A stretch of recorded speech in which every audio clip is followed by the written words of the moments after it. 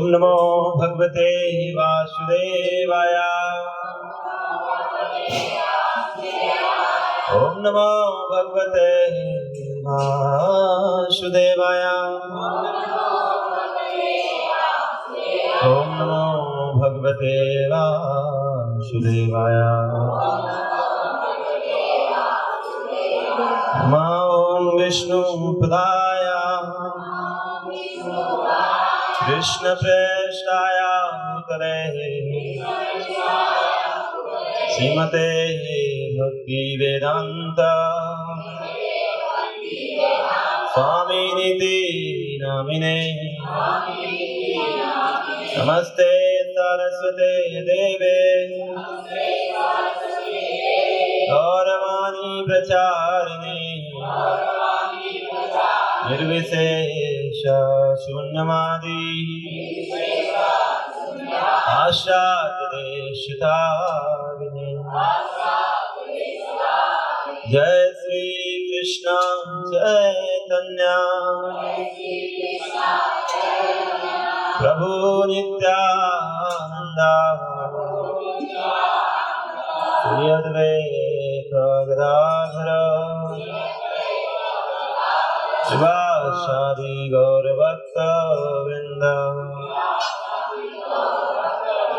हरे कृष्णा कृष्ण कृष्णा हरे हरे हरे राम राम राम हरे हरे।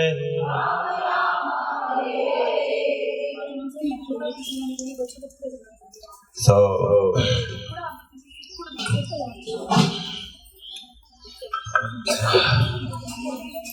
नरसिंह भगवान की कथा, उनके बारे में हमने सबने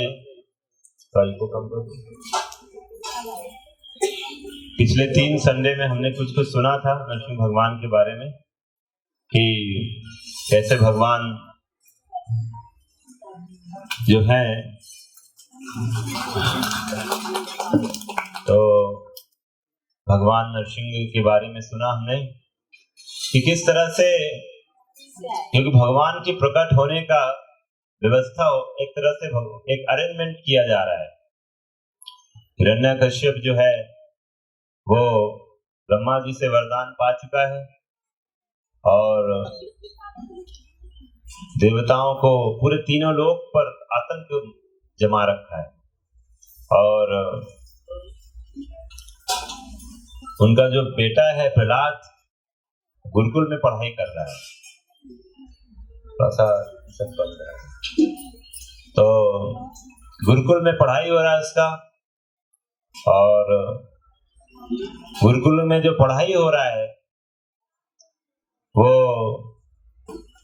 उसकी तुलना की जाती है आज के हमारे स्कूलों से। ये हमने चर्चा किया था, जहां पर सिर्फ और सिर्फ धर्म अर्थ और काम ही सिखाया जा रहा है। और बेसिकली आजकल तो धर्म नहीं है, सिर्फ अर्थ और काम। कि पढ़ाई का उद्देश्य है पैसा कमाओ और मजे करो, धर्म भी खत्म हो गया।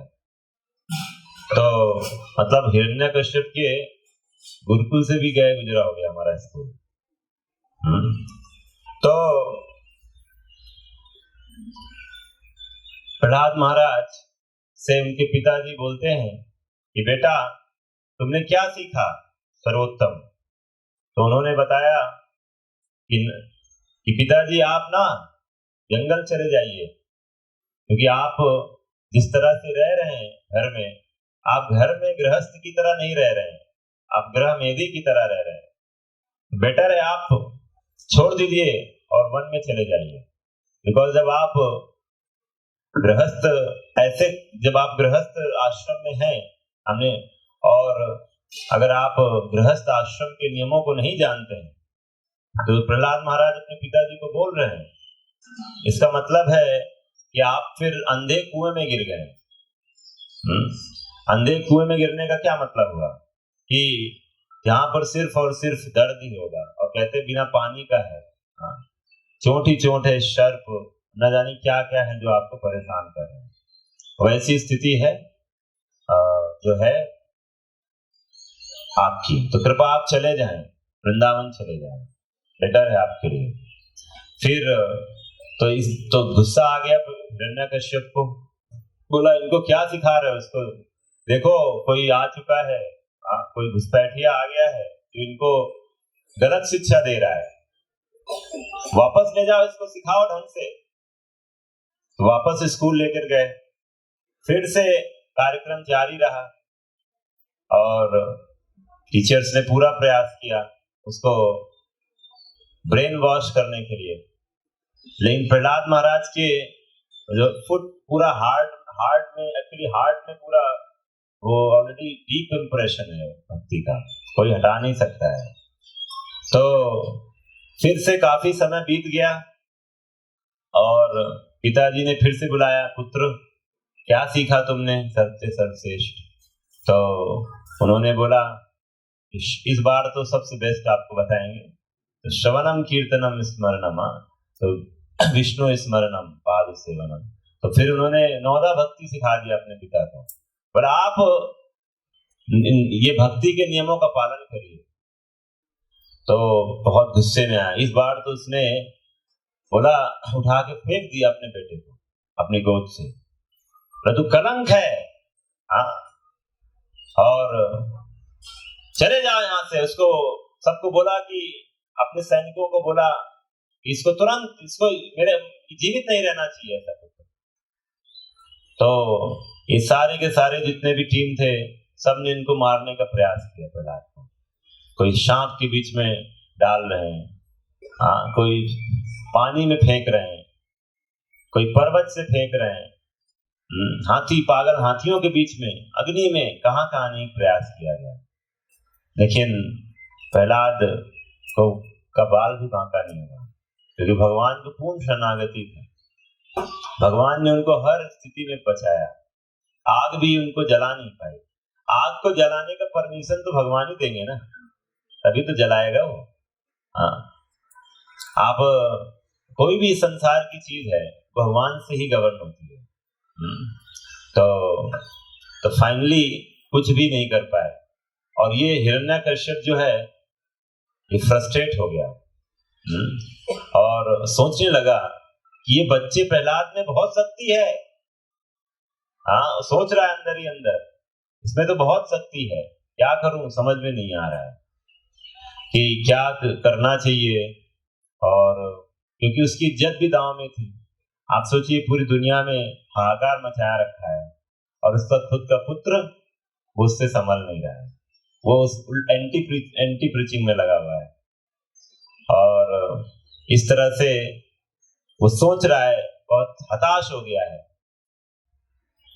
थोड़ा सा आगे आ जाइए लोग, थोड़ा सा आगे आ जाइए, तो इधर भी चेयर्स लगा सकते हैं इस तरह।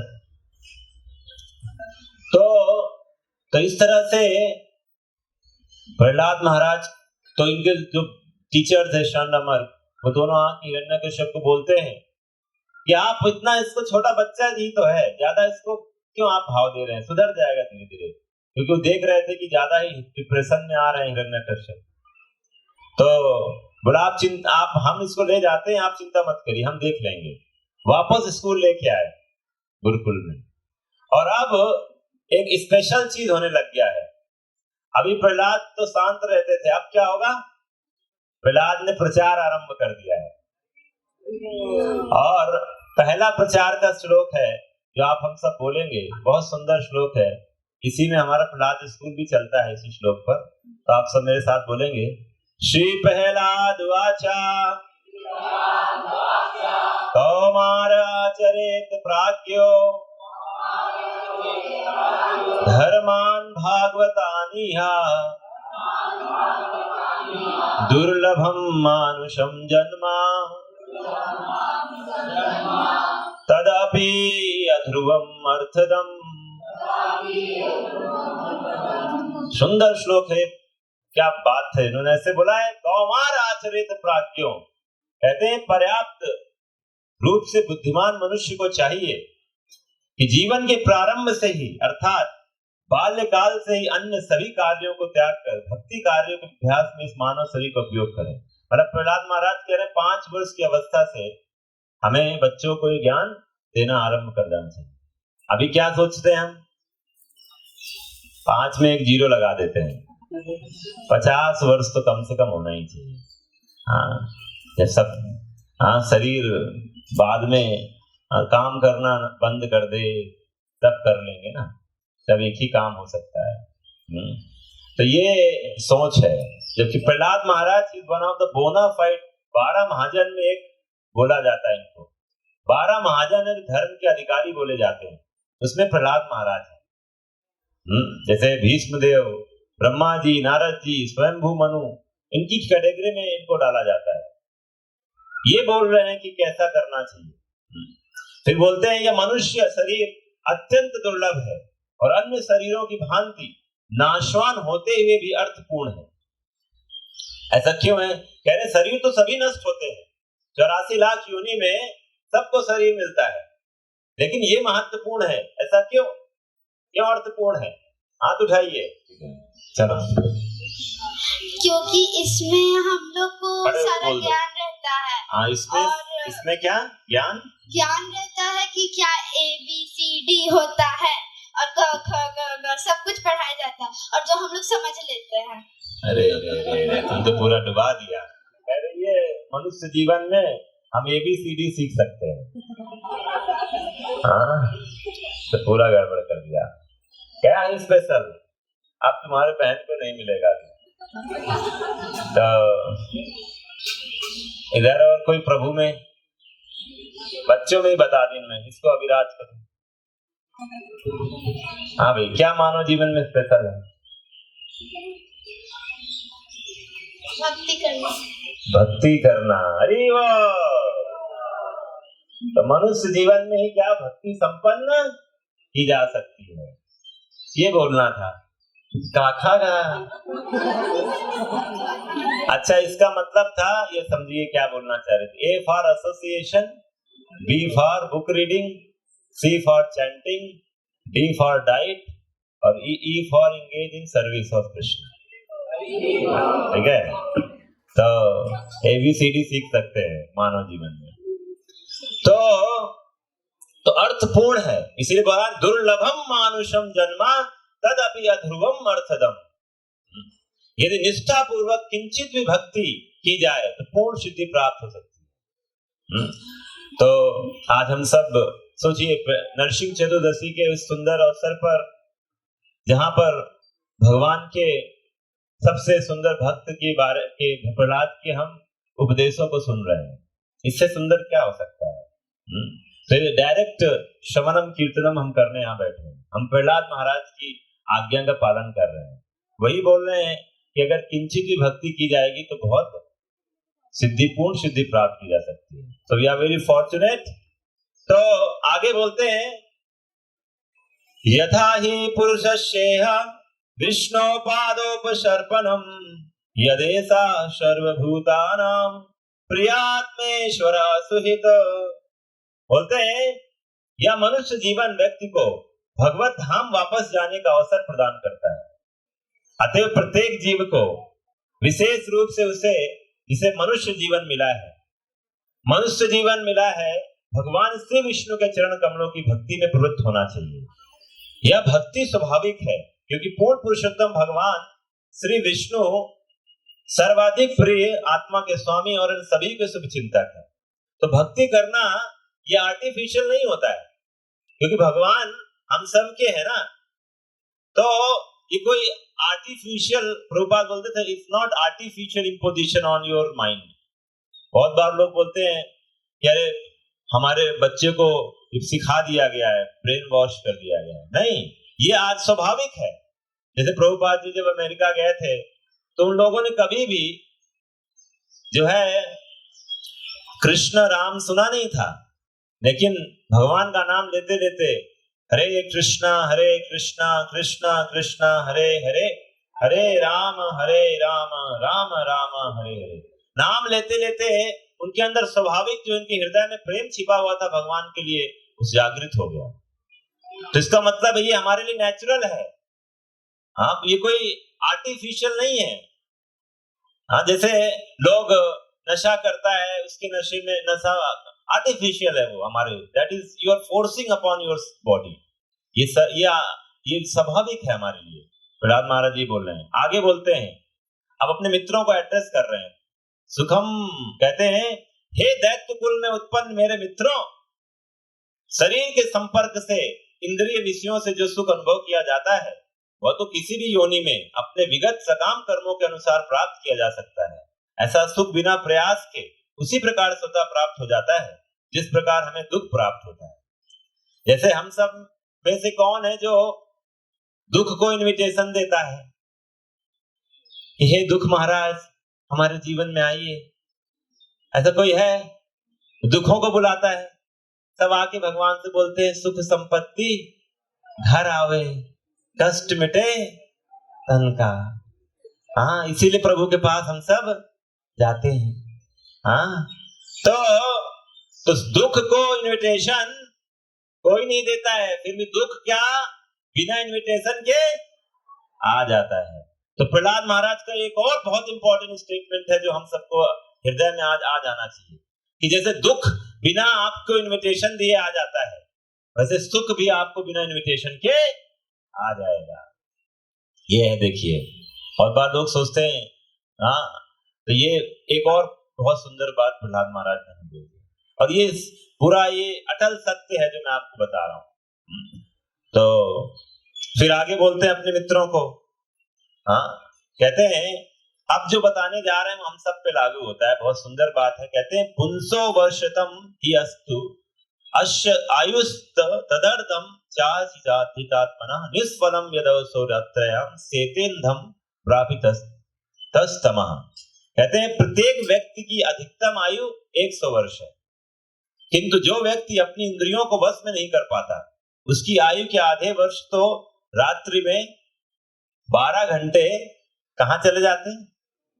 अज्ञान में सोते में हुए ही बीत जाते हैं।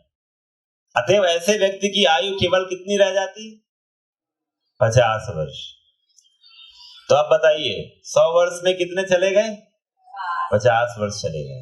अब पहली बात तो अभी 100 वर्ष कौन जिएगा? आज के खान पान को देखते हुए तो वैसे ही कम हो गया हमारा। तो आज कितना ले लिया जाए अंदाजन? 80 ले लिया जाए, 70 ले लिया जाए, तो जो भी है, तो अभी 100 लेके चलते हैं प्रहलाद महाराज के हिसाब से। बोलते हैं ये तो हो गया 100 में 50 चले गए।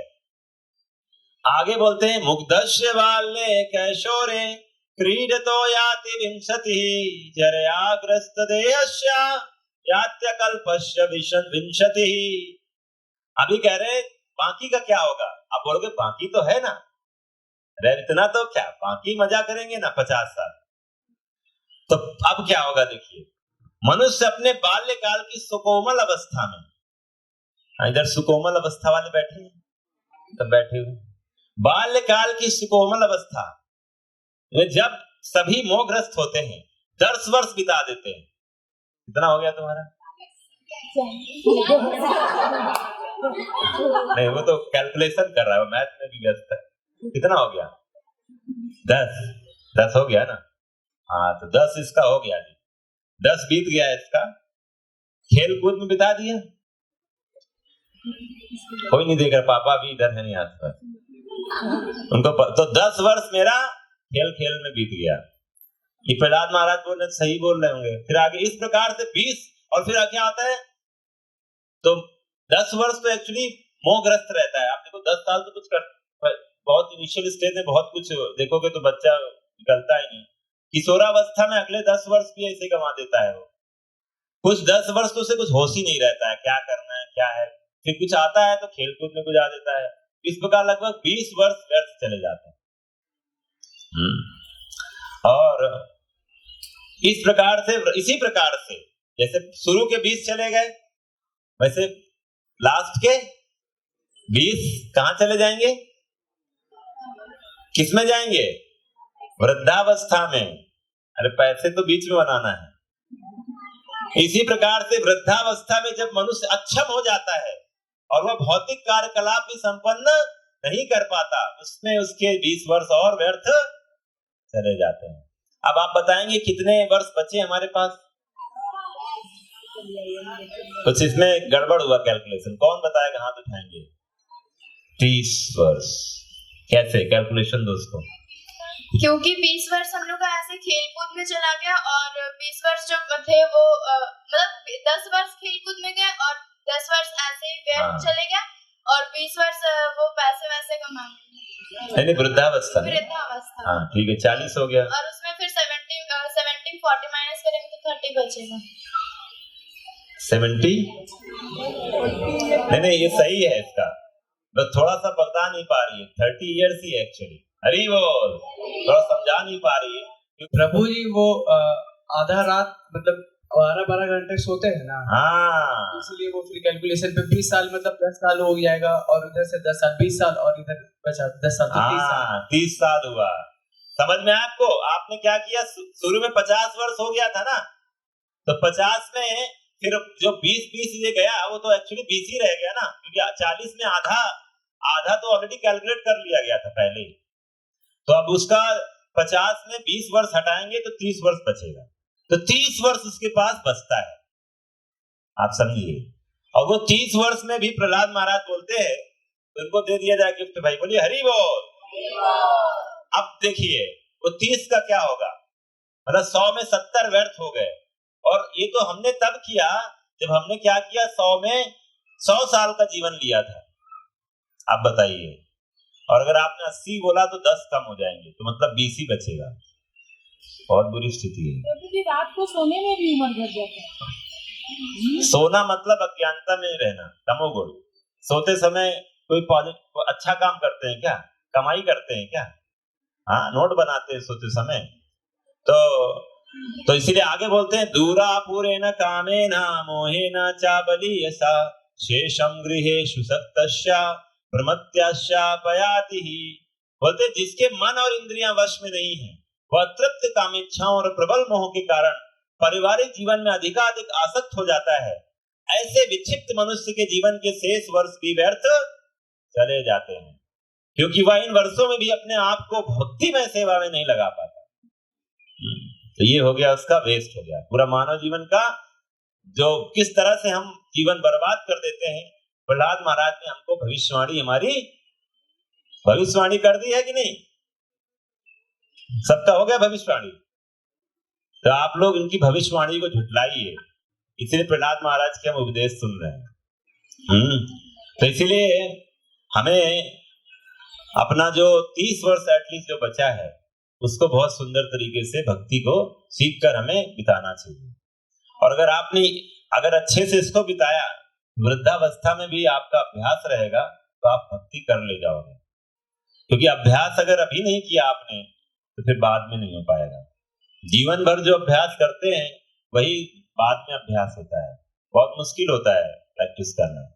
जैसे आप दिन भर जो कार्य करते हो, रात में स्वप्न में वही आता है, चिंतन में वही आता है। जैसे आप कल जो आज जैसे मान लीजिए आज आप लोग जो दिन भर काम करते हैं, कल जपा जब शुरू करते हैं, वही सब चलता रहता है। तो इसीलिए ये बहुत इंपॉर्टेंट है कि आपके पास जो ये 30 वर्ष है उनको अच्छे से आप लोग बिताइए। लेकिन आप इंतजार मत करिए। प्रहलाद महाराज ने 5 वर्ष से बोल दिया है, तो आपके पास जब से समय है, अभी जितना जहां पर है आप उम्र के पड़ाव में, वहां से आपका भक्ति शुरू हो जाना चाहिए। और शुरू होने के लिए तो आप यहाँ पर आए हैं, तो आप सब काबिले तारीफ हैं। प्रहलाद महाराज की आप लोग इच्छाओं को पूरा कर रहे हैं। तो ये हो गया। ये क्या हो रहा है प्रहलाद महाराज का? प्रहलाद महाराज क्या कर रहे हैं? प्रचार कर रहे हैं। किसको कर रहे हैं प्रचार? अपने असुर मित्रों को प्रचार हो रहा है, और उनके मित्र बड़े ध्यान से सुन रहे हैं। प्रहलाद महाराज की प्रीचिंग इतनी जबरदस्त थी। और करते कब थे प्रीचिंग? जब ये इनके मित्र इनके जो टीचर्स थे लंच टाइम में इधर उधर जाते थे। हाँ, तो ये बुद्धिमानी से प्रचार किया उन्होंने। हाँ, समय खाली होता था, लाओ क्या खेल कूद रहे हो, आओ सुनाते हैं तुम्हें, कौमारे और इस तरह से ये तो हो गया। और ये खबर अब जैसे ही अब बात है, जब सब जगह प्रचार हो रहा है तो प्रचार का असर तो दिखने लग जाएगा ना। तो टीचर्स को पता चल गया कि प्रहलाद महाराज क्या कर रहे हैं, प्रचार कर रहे हैं, क्योंकि प्रचार के असर दिखने लग गया। सब तो ये हरि कीर्तन में शुरू हो गए, हरे कृष्णा कृष्णा कृष्णा हरे हरे, हरे राम राम राम हरे हरे। तो इस तरह से पिता को जाके सूचना दे दिया कि आपका बेटा ये अब तो पहले तो अकेले ही रहता था, भक्ति करता था, अब इसने क्या कर दिया, प्रचार करना आरंभ कर दिया। पिता इतना गुस्से में आ गया कि बोलता है हिरण्यकश्यप, कहता है हे दुर्विनीत मंदात्म कुल भेद कराधम स्तब्धम मच्छासनोदवृत्तम से त्वातेयमच्छयम। बोलता अरे उदंड निपट दुर्बुद्धि, परिवार को कलंकित करने वाले, अरे नीच, तुमने अपने ऊपर शासन करने वाली शक्ति का उल्लंघन किया है। हाँ, अतः तू हठी अल्पज्ञ है, आज मैं तुझे यमराज के घर भेज दूंगा। ये इसका कथन है। और बोलता है तुम जानते हो कि जब मैं क्रुद्ध होता हूं तो तीनों लोग अपने अपने नायकों सहित कांपने लग जाते हैं, तो फिर तुम किसके बल पर इतने ध्वस्त हो रहे हो और तुम निर्भीक होकर मेरी आज्ञा का उल्लंघन कर रहे हो। पूछ रहा है कि किम बलोत्यागः, बोलता है किसके बल पर आ गया है। अब आप मेरे साथ बोलिएगा, श्री प्रहलाद वाचा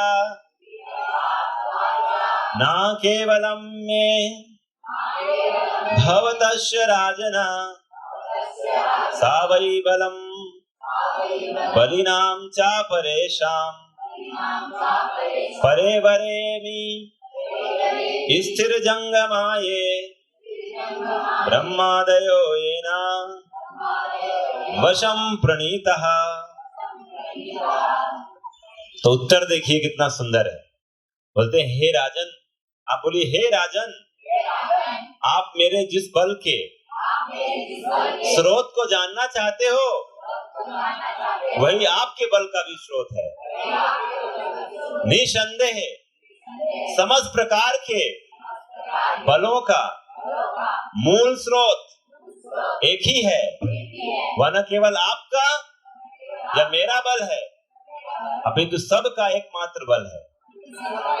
उसके बिना किसी का कोई बल नहीं मिल सकता, चाहे चल हो या अचल हो, उच्च हो या नीच हो, ब्रह्मा जी सहित समस्त जीव पूर्ण पुरुषोत्तम भगवान के बल द्वारा नियंत्रित है।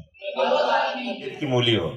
हाँ, तो इस तरह से भगवान का गुणगान करना शुरू कर दिया नरसिंह, मतलब भगवान का, और कहते हैं हे पिता, कृपया आप अपनी आसुरी प्रवृत्ति त्याग दें, आप अपने हृदय में शत्रु मित्र में भेदभाव न लाएं, आप अपने मन में सबके प्रति संभाव रखें। इस संसार में, अब ये इसको मैं डैश डैश करूंगा, जो आंसर दे देगा उसको गिफ्ट मिल जाएगा। इस संसार में अनियंत्रित तथा पथ भ्रष्ट फिल इन द ब्लैंक्स के अतिरिक्त अन्य कोई शत्रु नहीं है।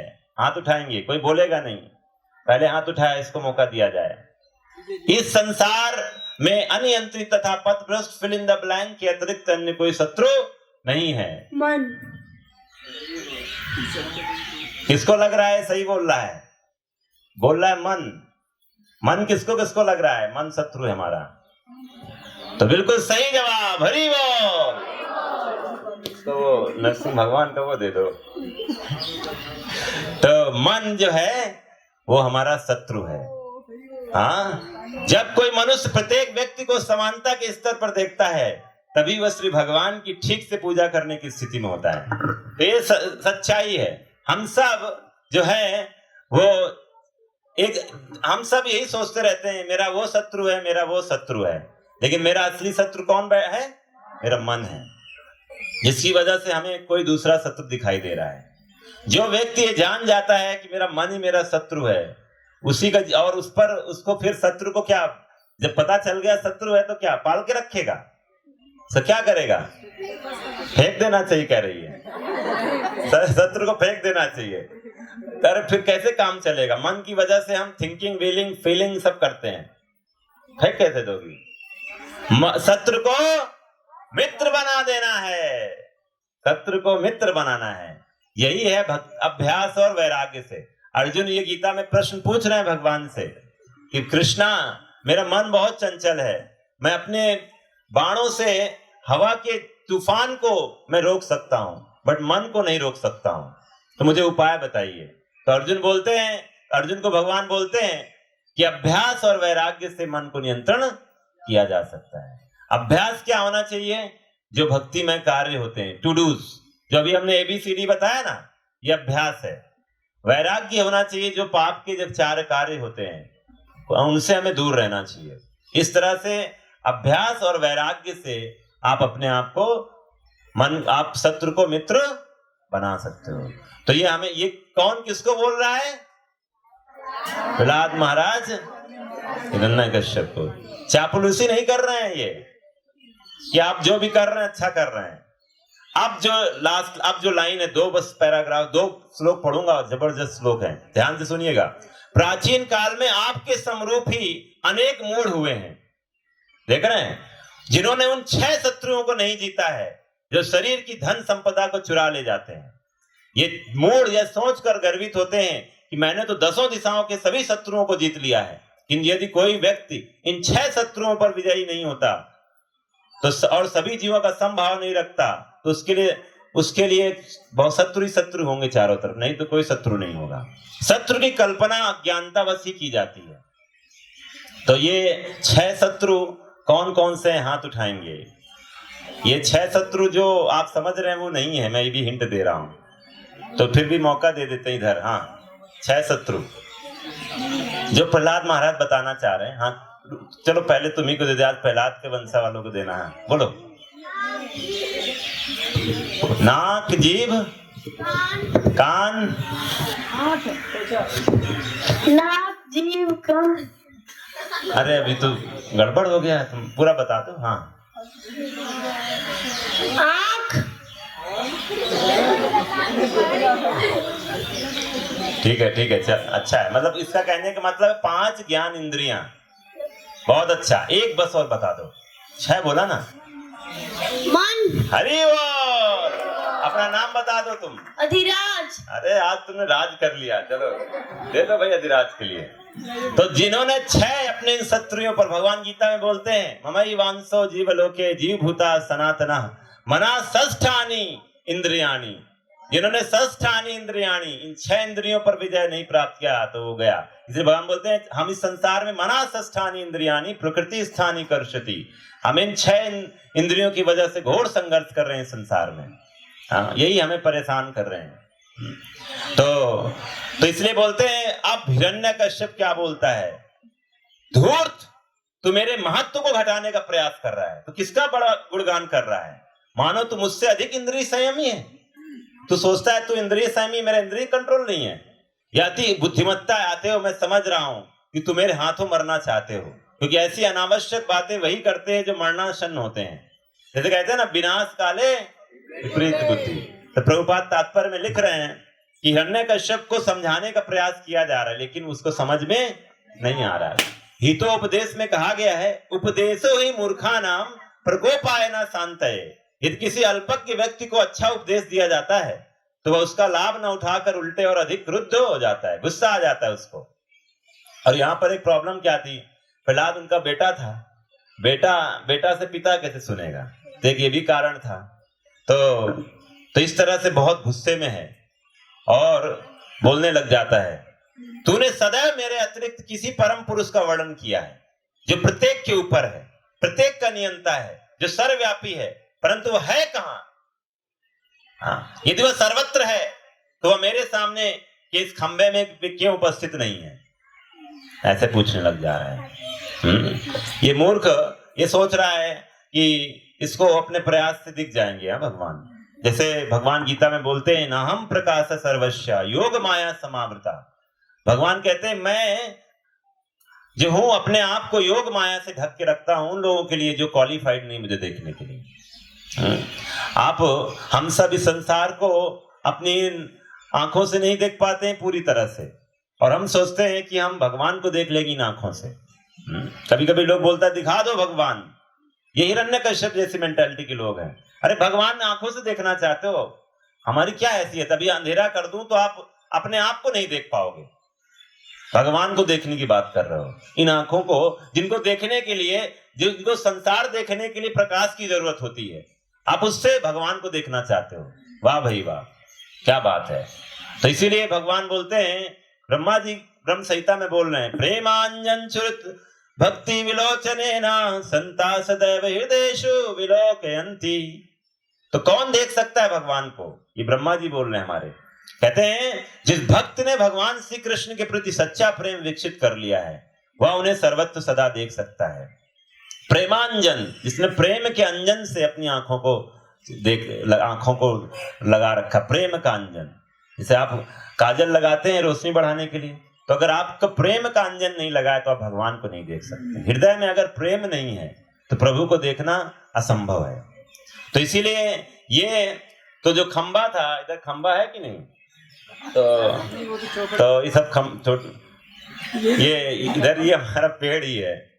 तो भगवान, तो एक्चुअली प्रहलाद महाराज के आने से वो खंबे में ऑलरेडी नरसिंह देव आ चुके थे, और वो प्रहलाद देख रहे थे। इधर ही देखिए, इधर ही से प्रकट हो रहे ना भगवान, तो यही है पीछे खंबा है अभी।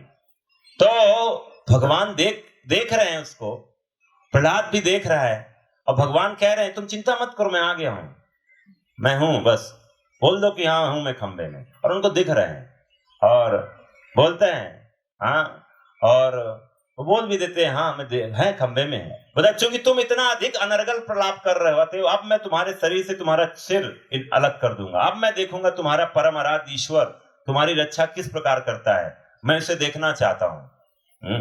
तो इस तरह से बहुत क्रोधवश आकर महाबलशाली हिरण्यकश्यप ने अपने महाभागवत पुत्र को अत्यंत कटु वचन कहे, और उसे बारंबार श्राप देते हुए हिरण्यकश्यप अपनी तलवार लेकर अपने राजसी सिंहासन से उठ खड़ा हुआ और अत्यंत क्रोध के साथ खंबे पर मुष्टिका प्रहार किया, खंबे पर प्रहार करना आरंभ कर दिया।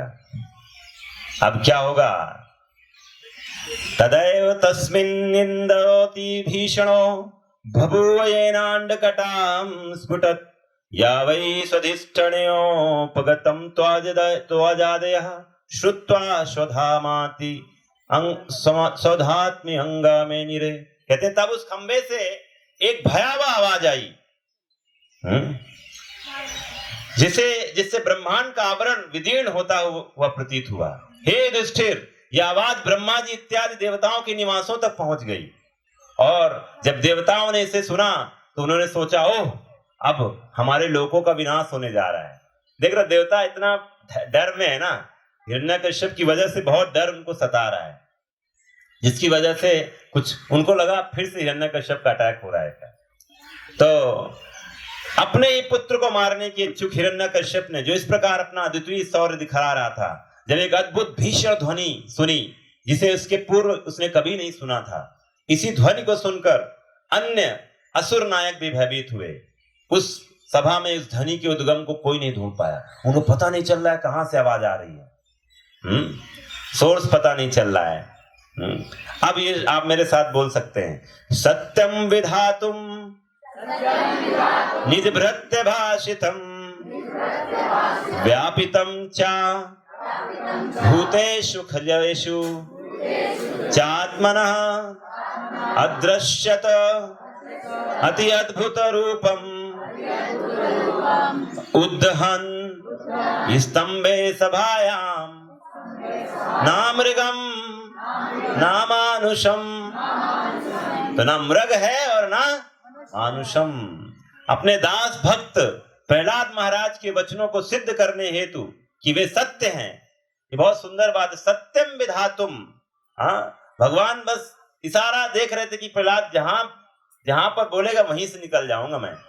सत्यम विधातुम, भक्त प्रहलाद के वचनों को सिद्ध करने की वे सत्य हैं, अर्थात यह सिद्ध करने के लिए परमेश्वर सर्वत्र उपस्थित हैं।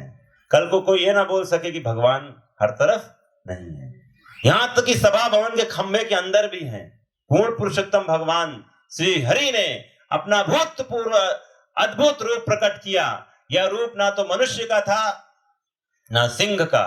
इस प्रकार शिव भगवान उस सभा कक्ष में अपने अद्भुत रूप में प्रकट हुए। नरसिंह भगवान के, नरसिंह भगवान के, हर हरि के।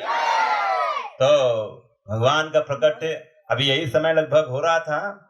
तो जब हिरण्यकश्यप ध्वनि का स्रोत ढूंढते ढूंढते चारों तरफ देख रहा था, तो उस खंबे से श्री भगवान का एक अद्भुत रूप प्रकट हुआ, जो ना तो मनुष्य का था ना सिंह का माना जा सकता था। हिरण्यकश्यप आश्चर्यचकित हुआ, ये कैसा प्राणी है जो आधा पुरुष और आधा सिंह है। हाँ, जैसे उसको ये लग रहा था, देखिए प्रकट हो गया, प्रकट करा दिया इन्होंने। तो भगवान नरसिंह जो है उग्र रूप प्रकट, उग्र नरसिंह देव, उग्र भगवान का प्राकट्य हुआ और बहुत गुस्से में। और बताते हैं कि इसमें लिखा हुआ है, वो देखा जब प्रकट हुए तो लिखा हुआ, हिरण्यकश्यप ने अपने समक्ष खड़े श्री नरसिंह देव के रूप का निश्चय करने हेतु श्री भगवान के रूप को ध्यान से देखा। वो चेक कर रहा है कौन ये। श्री भगवान की क्रुद्ध आंखों के कारण, जो पिघले स्वर्ण से मिलती थी, पिघला हुआ सोने जैसी आंखें, वह रूप अत्यंत भयानक लग रहा था। उनके चमकीले अयाल गर्दन के बाल उनके भयानक मुखमंडल के आकार को फैला रहे थे। उनके दांत मृत्यु जैसे भयानक थे। उनके स्तरे जैसी तीक्ष्ण जीभ लड़ाई में तलवार के जैसे इधर उधर चल रही थी। उनके कान खड़े तथा स्थिर थे और उनका खुला हुआ मुख पर्वत की गुफा जैसे लग रहे थे। उनके पूरा वर्णन आ रहा है जिससे भय उत्पन्न हो रहा था। उनका समूचा शरीर आसमान को छू रहा था। उनकी गर्दन अत्यंत छोटी मोटी थी, उनकी छाती चौड़ी थी, कमर पतली थी। उनके शरीर के रोए चंद्रमा की किरणों के समरूप श्वेत लग रहे थे।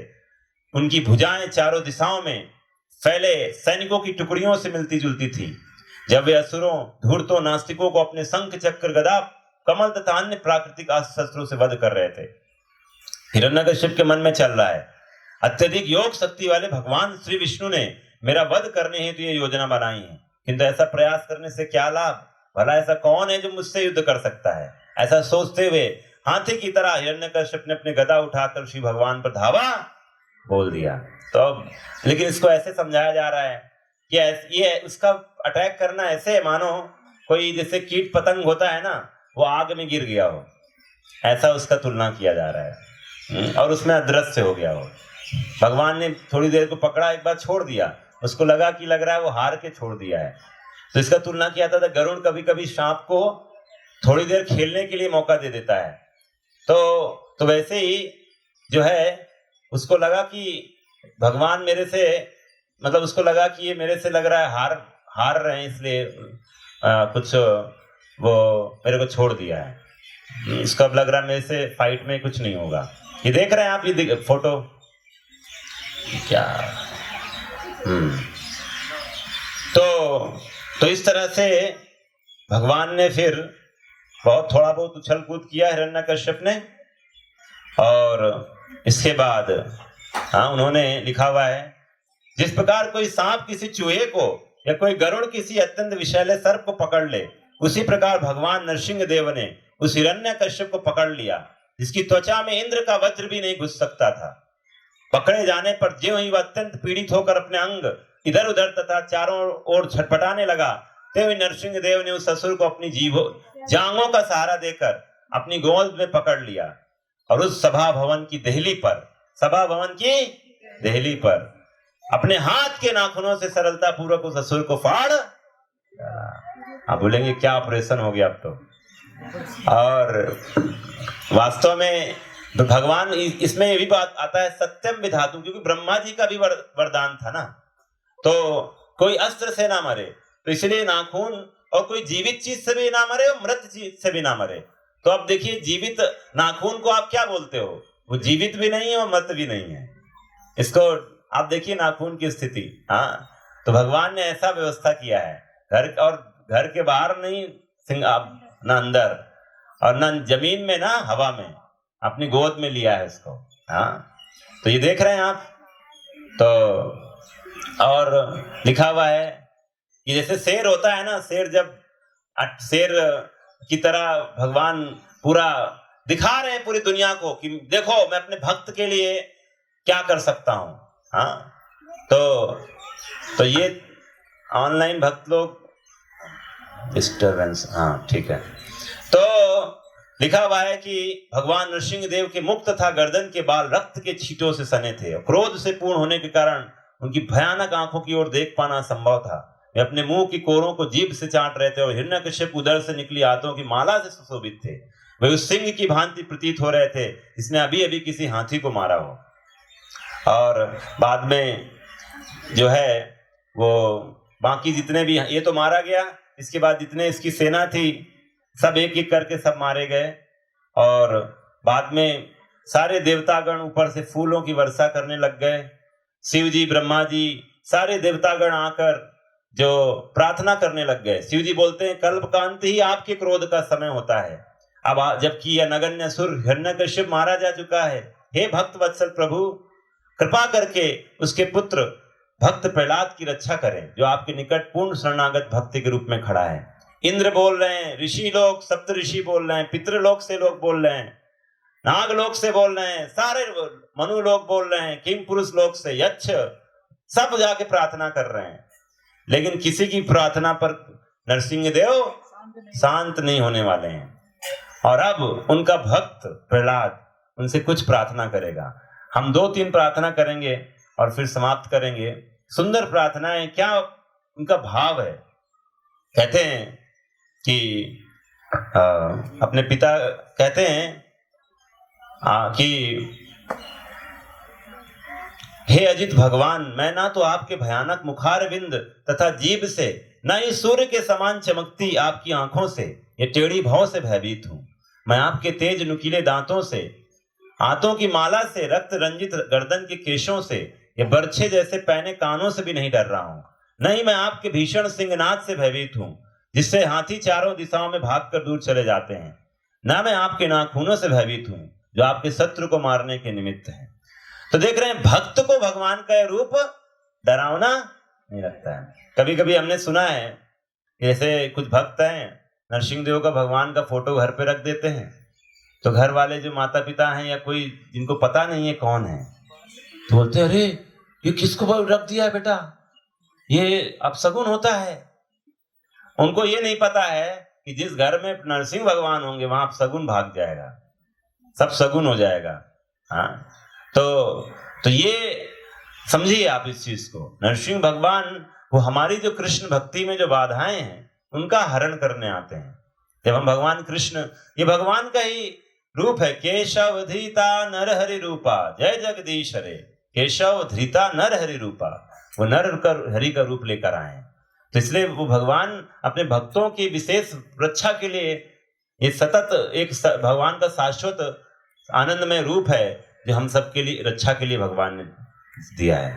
तो इसीलिए भक्त, जैसे जो इसका तुलना किया जाता है, जैसे जब आप देखेंगे सागर होता है, सागर को देख के जो स्थल वाले लोग रहते डर जाते हैं, इतना तेज कभी कभी वो बहाव, उसका जो प्रवाह होता है, उसकी लहरें होती हैं, देखकर डर लगता है कभी कभी। लेकिन उसी सागर में मछली रहती है और बड़े आराम से आनंद पूर्वक उस सागर में निवास कर रही होती है। तो वैसे भक्त है। हाँ, भक्त भगवान के आनंद में इतना मग्न है, उनको इस रूप से कोई डर नहीं लगता है। और आगे बोलते हैं कि हे पतितों का सदैव, आप मेरे साथ बोलिए, परम शक्तिशाली दुर्जय प्रभु, मैं अपने कर्मों के कारण असुरों की संगति में आ पड़ा हूं। आप सोचेंगे ये मेरे लिए तो लागू नहीं होता है। अरे हाँ, सब असुर की संगति है, अगर कुसंग है दैट मीन असुरों की संगति है। तो इसलिए ये प्रार्थना हम पर भी लागू होती है। तो ध्यान से, अभी नरसिंह भगवान है, आज दिन भी बड़ा शुभ है, थोड़ा प्रार्थना कर लीजिए, भगवान सुन लेंगे। ठीक है। अतएव मैं इस भौतिक संसार में अपनी जीवन दशा से अत्यंत भयभीत हूं। वह क्षण कब आएगा जब आप मुझे उन चरण कमलों की शरण में बुला लेंगे जो बद्ध जीवन से मोक्ष के परम लक्ष्य हैं। हे महान, हे परमेश्वर, प्रिय तथा प्रिय परिस्थितियों के संयोग से तथा उनके वियोग के कारण मनुष्य स्वर्ग या नरक लोकों में अत्यंत विचारणीय स्थिति को प्राप्त करता है, मानो संताप की अग्नि में जल रहा हो।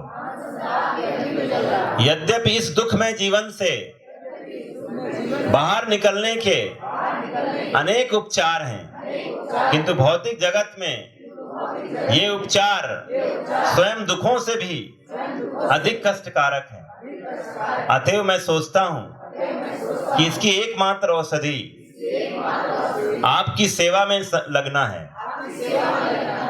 अब ये मांग रहे हैं जो वरदान, कहते हैं कृपया मुझे ऐसी सेवा का उपदेश दें। और ये लास्ट प्रेयर है, इसको पढ़ते हैं हम। हे भगवान नरसिंह देव, मुक्त आत्माओं की संगति में आपकी दिव्य प्रेमा भक्ति में लगे रहकर मैं भौतिक प्रकृति के 3 गुणों के स्पर्श से पूर्णतः कलमशहीन हो सकूंगा और मैं आपकी महिमाओं का कीर्तन कर सकूंगा जो मुझे अत्यंत प्रिय है। मैं ब्रह्मा जी तथा उनके गुरु शिष्य परंपरा के पद चिन्हों पर ठीक तरह से चलकर आपकी महिमाओं का कीर्तन करूंगा। इस प्रकार मैं अज्ञान के सागर को निश्चय ही पार कर सकूंगा। तो ये प्रार्थना हमें करनी चाहिए जो प्रहलाद महाराज ने नरसिंह भगवान के सामने किया है, और ऐसा सुंदर प्रार्थनाएं करते हैं। भगवान प्रसन्न होकर नरसिंह भगवान अपने प्रहलाद सदस्य पुत्र को अपनी गोद में बिठाते हैं और शांत हो जाते हैं। कोई शांत नहीं कर पाया था, लेकिन प्रहलाद से शांत हो जाते हैं। और तो इस तरह से सुंदर लीला है। हम सब के जीवन में प्रहलाद महाराज की शिक्षाएं हमें अमल करना चाहिए। एक बुक भी है प्रहलाद महाराज की दिव्य उपदेश, छोटी सी बुक है, उसको भी आप पढ़ सकते हैं। और श्रीमद् भागवतम के 7वें स्कंद में वर्णन आता है, जहाँ से मैंने आपको बताया। ये सुंदर कथा है, पूरा इतना डिटेल वर्णन किया गया प्रहलाद महाराज के जीवन के बारे में। तो इससे आप समझ सकते हैं। सोचिए, प्रहलाद महाराज की ये कथा किसको सुनाई जा रही है?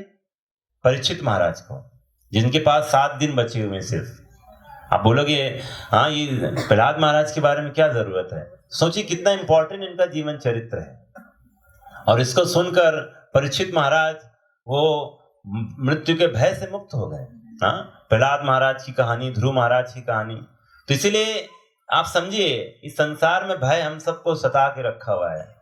तो इसीलिए ऐसे महाभागवत प्रहलाद के फुट स्टेप्स में, चरण चिन्हों में हमें चलना चाहिए और अपना जीवन सार्थक करना चाहिए। बहुत बहुत धन्यवाद।